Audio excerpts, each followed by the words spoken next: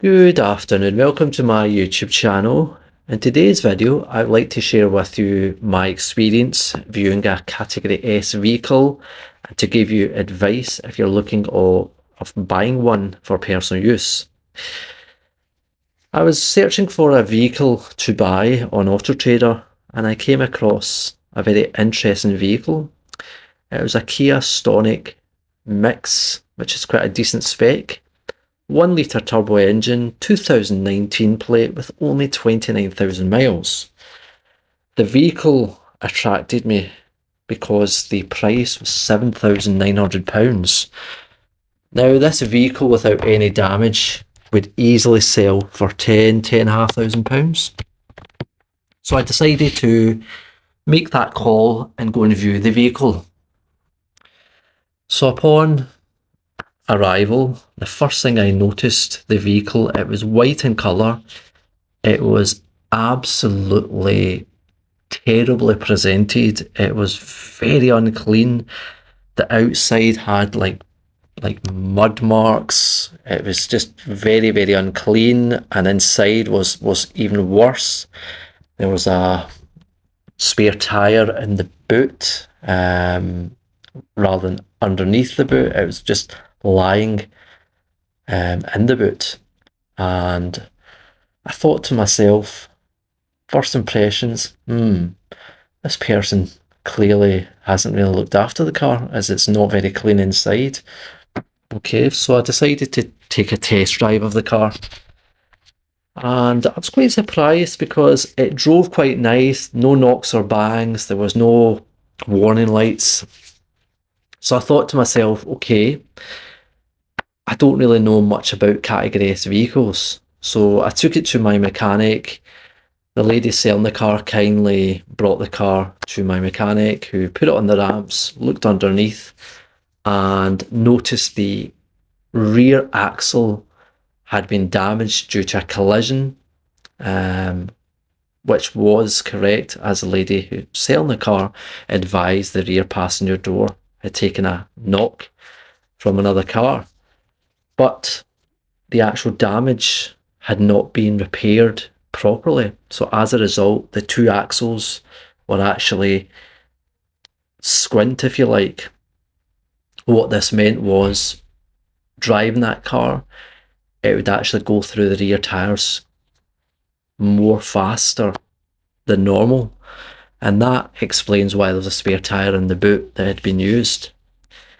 So I thought to myself, £7,900 is a good price, but it's not been repaired correctly. So I asked the lady if she had a certificate to show what repair had been carried out and if it had been carried out properly. And she explained she bought the car in that condition. For example, she bought the car with no certificate, and whoever sold her that car had sold it as a Category S vehicle. So I asked her how long have she had the car for. She explained only 6 months, and I thought, why is she selling it? So I did ask her, and she explained she needed a bigger car because she's got 2 kids. But the car itself, albeit it's not massive, it's quite spacious. It's quite a generous car in terms of space. So I'd done some homework. Rather than hand over my hard-earned cash, I decided to do some homework that night.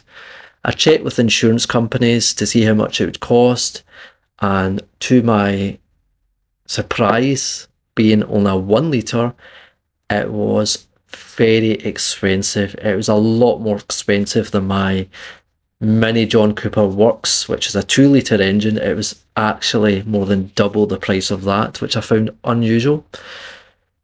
So I done some homework and found out that some insurance companies will not insure you if you have a Category S vehicle, whereas some other insurance companies will actually charge you a larger premium for insuring you.